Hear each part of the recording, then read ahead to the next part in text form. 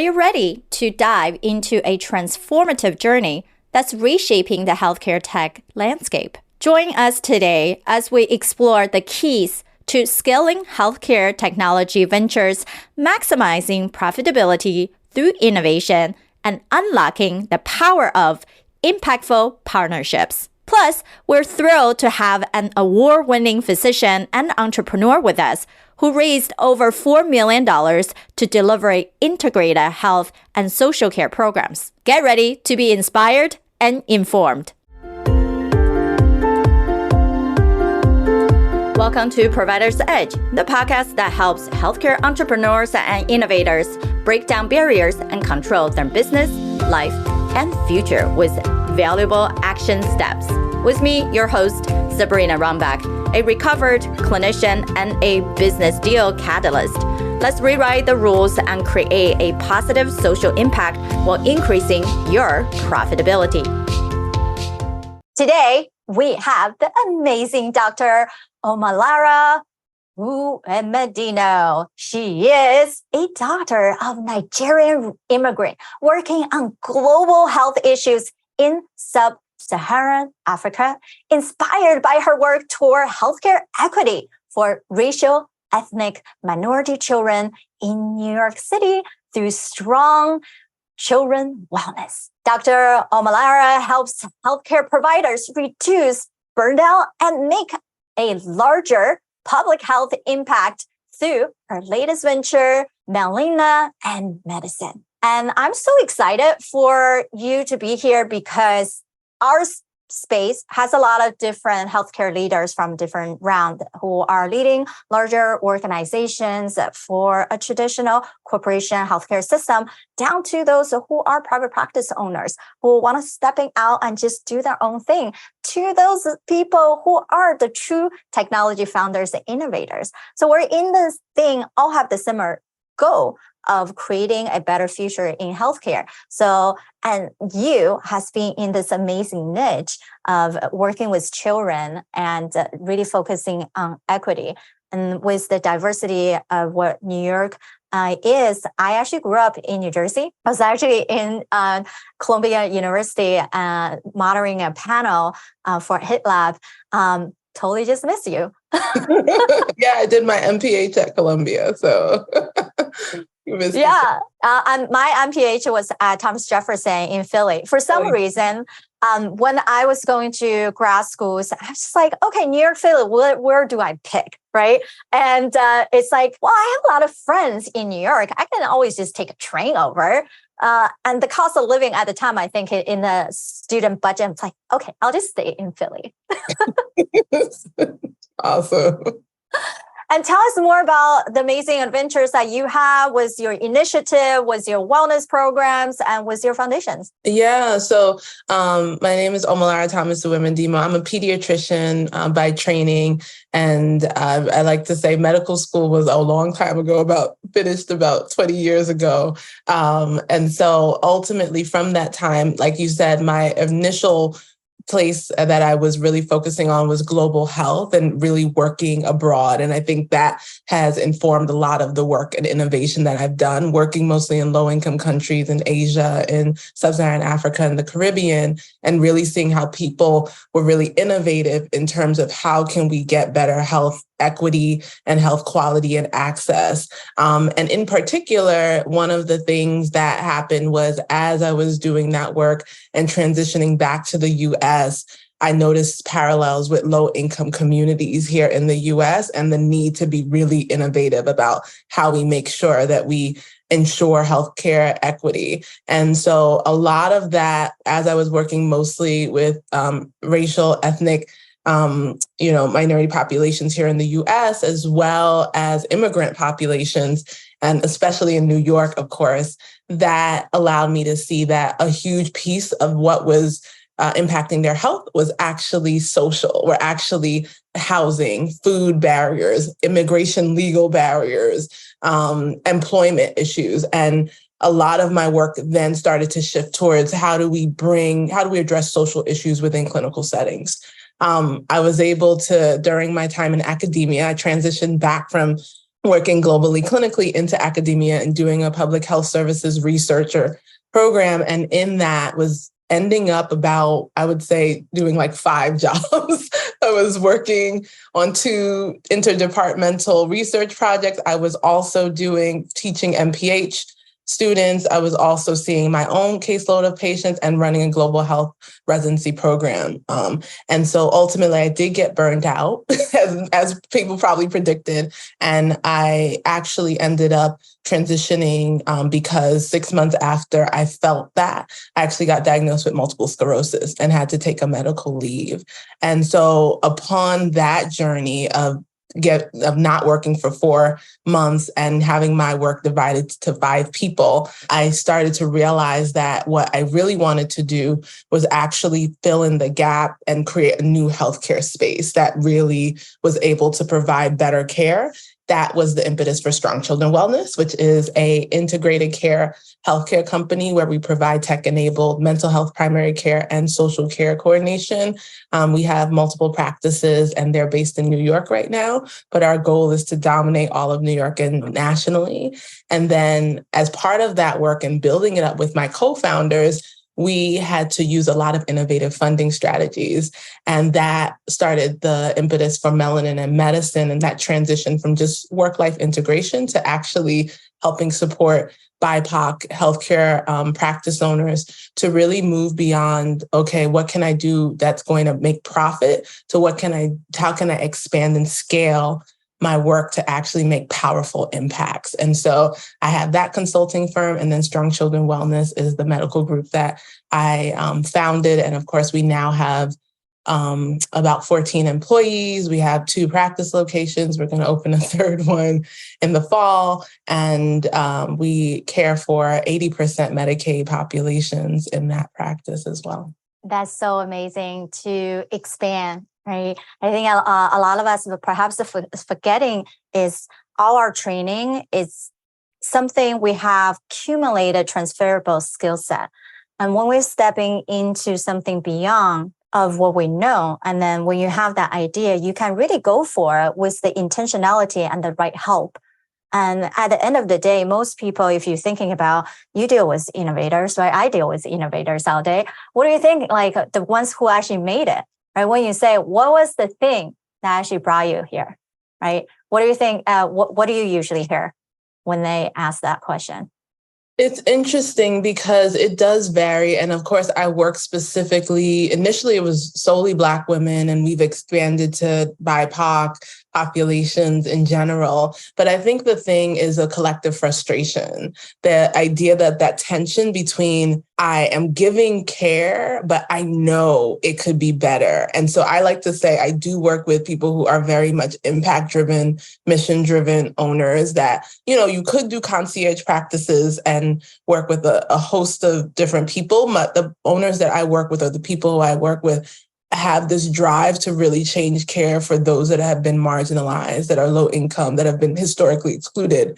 And we have to be even more innovative given kind of our healthcare system about how we can do that and still remain profitable and still do that kind of work, which is why I now created Melanin Medicine to be able to help people realize this new strategy of using philanthropy and strategic community partnerships to profitably be able to bring in revenue that will allow them to still care for those populations, despite some of the reimbursement issues that happen for those populations in particular. Right, which you brought up the good point, right? Even when I was asking that question, it's pretty much we're talking about the same thing, is that we understand the highest conversion of any marketing strategy is actually by high-level referral partnership.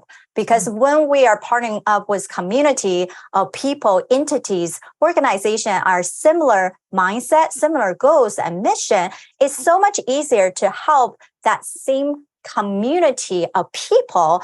We're just doing different things, right? We're filling each other's gap. So you are someone who are holding hands, are actually running together with this and no longer needing to do it in silo. So most people would say that, oh, not because I put 18-hour days, right? Like, yeah, my grit really put it in. It's actually on the side, like, yeah, it's the people. Like, I really had really good people in my corner. right? Yeah. Like those are the things that we always pick up her. So I think something you mentioned burnout.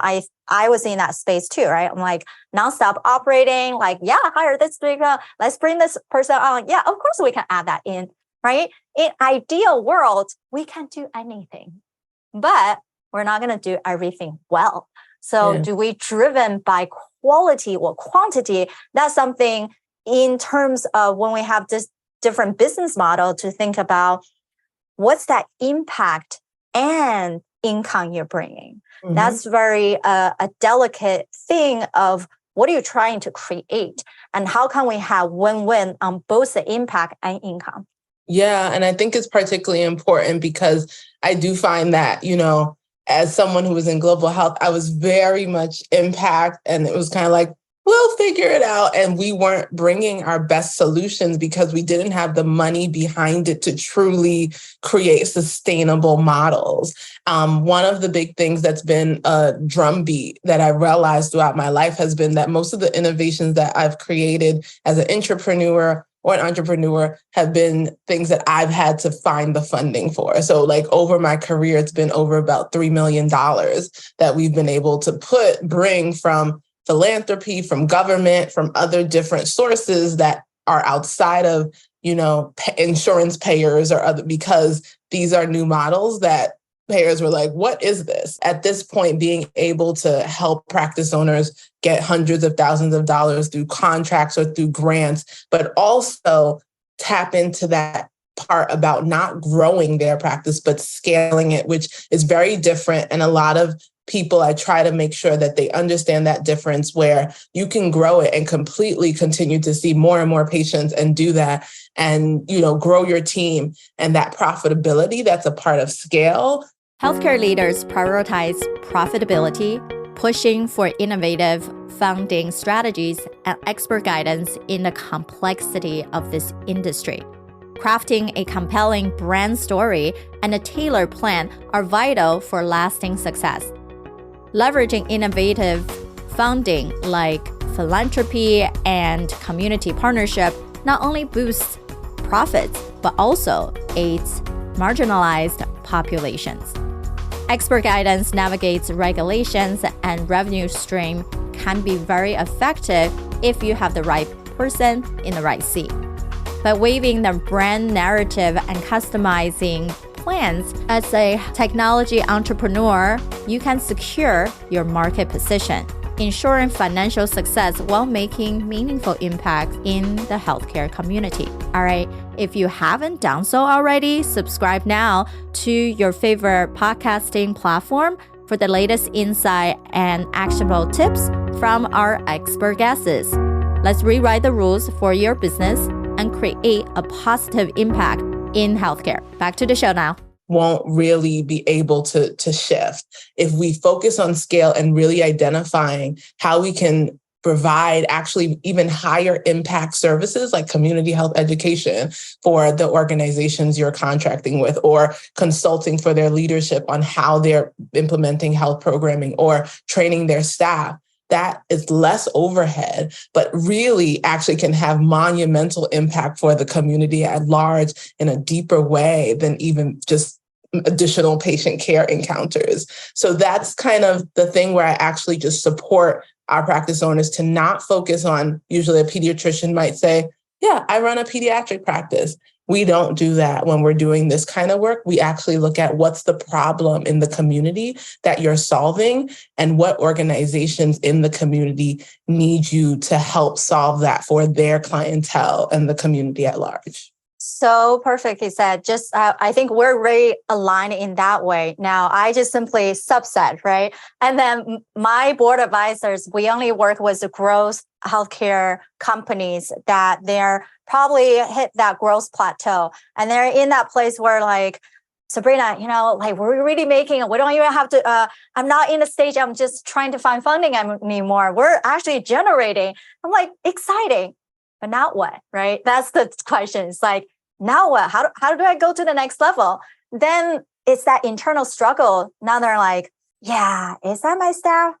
Well, is that what we're doing? Is that our market solution? And it become confusing because technically founders have three personas, right? Like doesn't matter you open your clinic or you produce some kind of digital tech company. And no matter what, you're going to have that great visionary, right? Like you can niche down, just like you're saying, like what's the actual contribution you have to the community, right? That people can see it really well and then create some kind of program, device, and solution for it. Amazing. But what they're lacking is actually two other legs. It's the person who are great connectors, right? They're great at presenting sales and then bring the right resource together and even creating some kind of large strategy. But guess what they're missing is how do you actually deliver, right? So if you can have this a huge community contract coming in and they have a million patients, can you support that at that large scale, right? So the third leg truly is the typical COO, the operational person who can break down your big concept, the vision, down to the small strategy. But those people tend to get into the weeds too much, right? They start losing the vision sometimes. And they're like, whoa, let's come back to us, right? Come back to reality. Help us to stay at flow. So in that sense, yeah, there's so many intricacy on how do you identify what you know, what you don't know, and be open enough to say, well, guess what? Just because we have a medical license and we work so hard for so many years, that doesn't mean we know everything about business. And it's okay to be in a place to leverage the geniuses of people that present to you or find out the right person to be able to help you scale that much faster.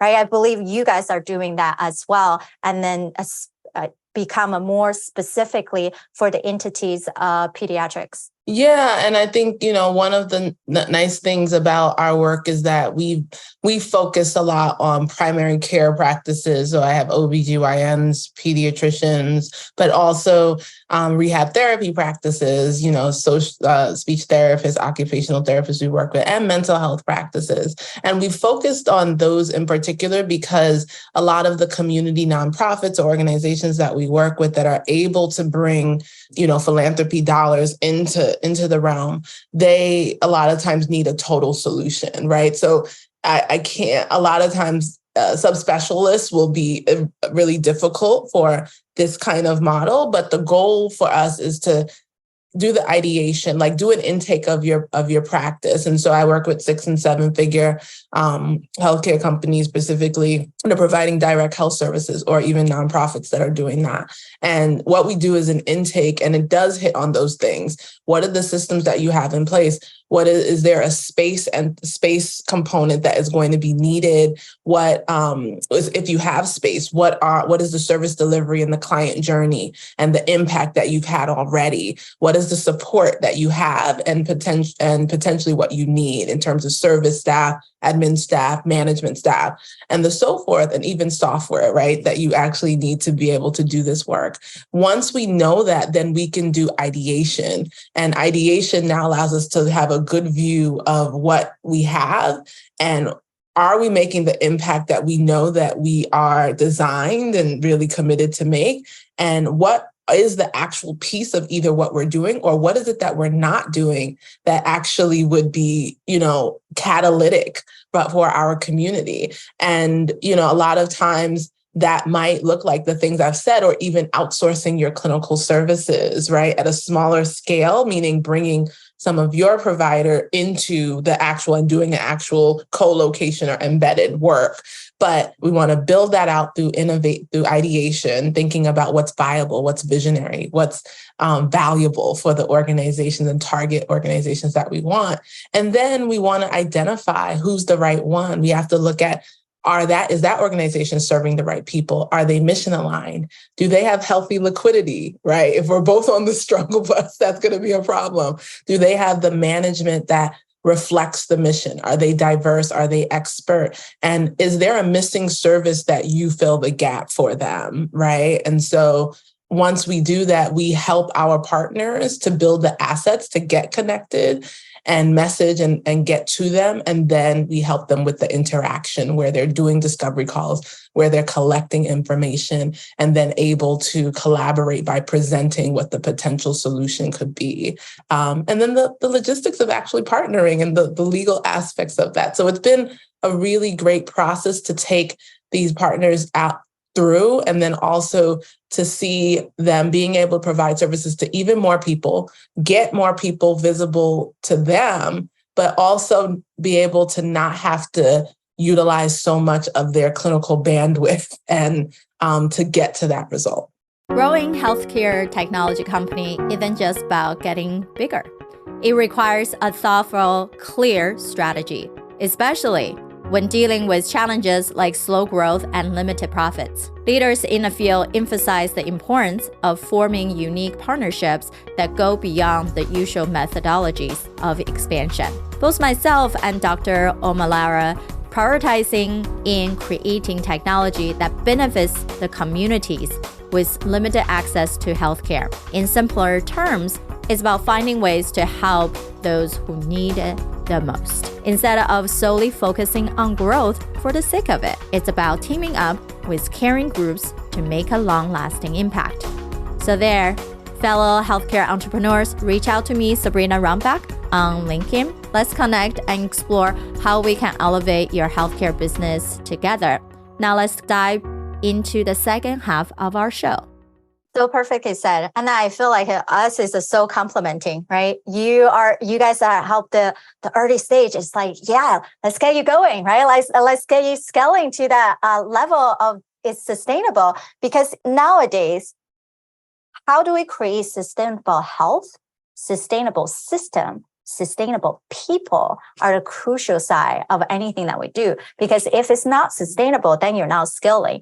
The true between growth and scaling is growth. You are constantly adding, you constantly modify, you constantly adding things, whether it's more staffing, more patient, more system, more result. Versus scaling, you have everything the same, but you've done a more effective, better way, and you become more impactful and more profitable. So when people start thinking scaling, don't mistaking your growth activity as scaling activity. And then we only work with a multi-seven figure going to 8-figure. So that's even more crucial. And we're like, okay, we're going to really strip everything out, right? Like, because you're going to think you're doing really well in a lot of things. And then we just have to tell you kindly if you are or not. Yeah, definitely. Well, I have a lot of fun talking to you. I'm sure there's a lot of things that we're overlapping, and then people are getting excited. And you also is a podcast host. So that's even got me more excited. And then we were just talking about briefly before the show that we have a podcast network of a collective, and we're putting on even a summit. So I'm just so excited for all of us who are creators, consultants within the healthcare space. You have a true vision for what could be and helping those who not necessarily they're on the struggle bus, but they just needed to have the right path and guidance and the shining the right light to get them to where they are to create a true income that they deserve to have based on all the hard work and effort they put in as a provider, as a business owner in the healthcare space. So for anyone, definitely go check out Dr. Omolara's website, her podcast, and all the amazing things that she does in her world. And next time I'm in New York, my mom's still in New Jersey, I will definitely hit you up. That sounds like a plan. Thank you.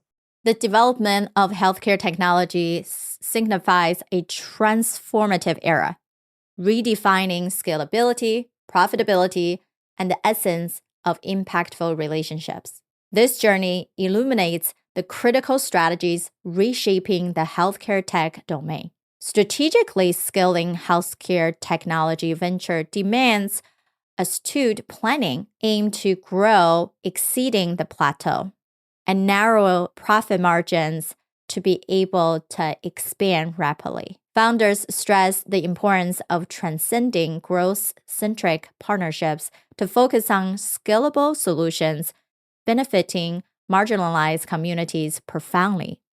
This shift emphasized tailored approach for sustainable, impactful outcomes, establishing symbolic partnership with stakeholders to magnify reach without compromising each other's core values. Here are the 4 key points we discussed. Number 1, embracing scalability through innovative partnerships. In today's dynamic landscape, the importance of strategic alliance goes beyond traditional growth approaches. It involves tailoring initiatives to profoundly benefit underserved communities and establishing mutually beneficial relationships rooted in enduring growth and ethical values. Number 2, maximizing profitability through innovation and expert guidance. To achieve sustainable profitability, innovation in funding strategies is key.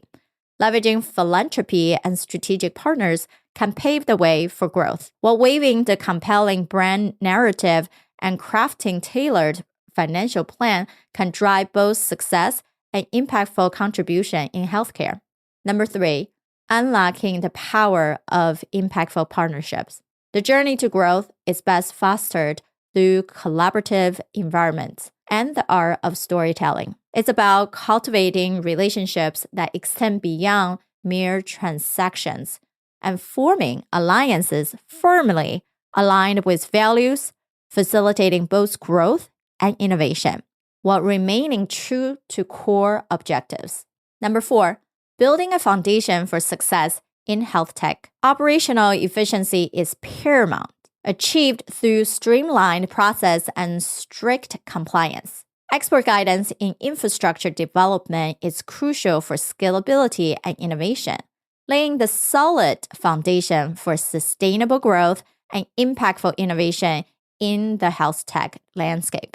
Now, share your experience and insight with us by posting it on LinkedIn and tag me, Sabrina Rombach, for your reflection and an engaging conversation on the transformative power of healthcare technology, scalable solution, and impactful partnerships.